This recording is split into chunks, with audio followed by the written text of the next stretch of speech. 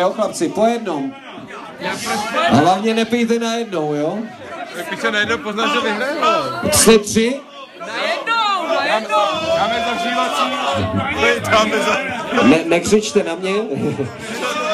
Já vám to řeknu takhle, chlapci. Budete pít po jednom a bude se vám to stopovat, jo? Jenom abyste věděli. Takže první začne tady Miloš. O, tak jsi na kraji. Tak dobře, tak pan Kučera začne první. Nebudeme se hádat prostě, že jo? Takže pan Kučera první a já bych to odstartoval tady se slečnou a řekneme... Já to sám, jo? Ty zůstaneš sám teďko v tom, no? Odstartuju sám. Ne, já ti to odstartuju. Až to dám k hubě, jak to zmáčknu. Ne, já to odstartuju. Všem to odstartuju, abyste měli stejné podmínky, jo? Takže počítáme.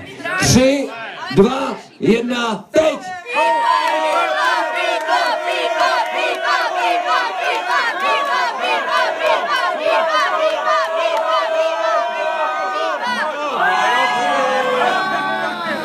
No, něco nám tam zbylo, Pípo, ještě trošku. Bylo to 10:56. 10:56. Pamatujte si 10:56. To si pamatuju, to je dobrý. Druhý je tady teda pán. Teď jsem zapomněl jméno, omlouvám se, nemám ho napsaný. Pan Vopenka, takže pane Vopenka, připravte se a 3, 2, 1, teď!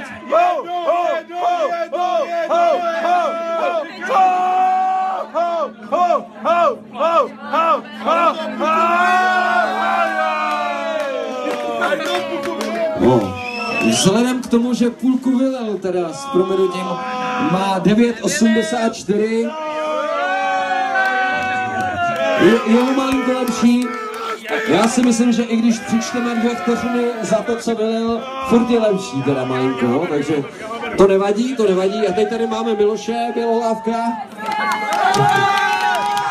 A čekáme na to, co předvede, jo? Takže připrav se, jo? Miloše, připrav se a je to 3, 2, 1, teď!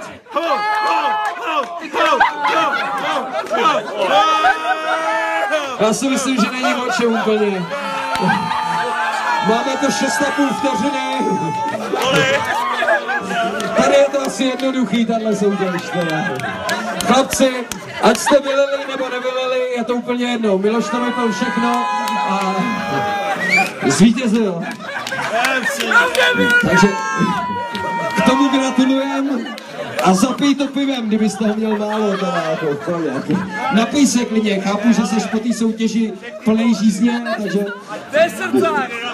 A jestli chceš cenu, dojdi si tamhle dolů na srub, tam ti ji vydají, tady pan Opálka to vyřídí a dáme si teda teďko malinký odpočinek, vy si dejte pivo, panáka a za chvilku zase něco vyvedeme, jo? Jo, počkat, pardon, nechoďte nikam, naopak, všichni pojďte blíž, máme tady ještě holky. A to bude jiná jízda. Kluci, jako to je v pohodě, že jo, ale holky, to je něco jiného. Ne, holky půjdou všechny najednou a která dopije první, ta vyhrála prostě. Nebudeme to zdržovat, že jo. Čas je krátký. Takže děvčata, pojďme, máme to tady. Počkej, ty si stoupni, ty neseď u toho. Stoupni si takhle si stoupni, počkej, já se budu dívat ze shora takhle. A já bych rád děvčata představil, abyste věděli, který děvčata soutěží. Takže první tady po levé straně je... Bouslava. Správně. Já jsem to věděl, ale nechtěl jsem to říkat, že? Pak tady po pravé ruce je... Jolanda. Teď nevím, ale je to Petra.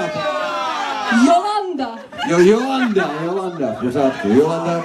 A teď tady proti mně tak krásně stojí... Já si myslím, že ona nevypije to pivo, ale to je v pohodě. Ona se teď tak strašně směje, že ona vůbec nedá to pivo k hubě, ale to nevadí. Tak kostům jsem chtěl říct, pardon, omlouvám se. Bylo to z mladické nerozvážnosti. Tak slečno, prosím vás, vaše jméno zní? Drahomíra. Zatleskáme tady děvčatům. A děvčata, teď si stoupněte do té řady, abych takhle ze zhora na vás pěkně viděl. Tak. A já vám to odstartuju, jo? Takže děvčata, jste připravený? Až budete připravený, zvedněte levou ruku, jo, prosím, až budete připravený. Levou ruku zvedněte, až budete připravený. Levou, Peťo, Takže levou. 3, 2, 1, stříkej! A máme vítězku. Teď Jolano teda, pojď. Jolanda! Takže tady Jolana vyhrála tuhletu dívčí cenu. Děvčata, vy jste byli taky skvělí, v pohodě, pojď. A ty k nám taky pojď. Všechny 3 děvčata si zaslouží potlesk, takže pojďme. Holky, pak to dořešíme někde vzadu, jo, takže ty si vyzvedni cenu tamhle v tom stánku a tady s děvčatama my se o tom nějak pobavíme, jak ti budou závidět. Hezký večer, bavte se, dejte si pivo, panáka a tak a za chvilku zasahoj, malá pauza.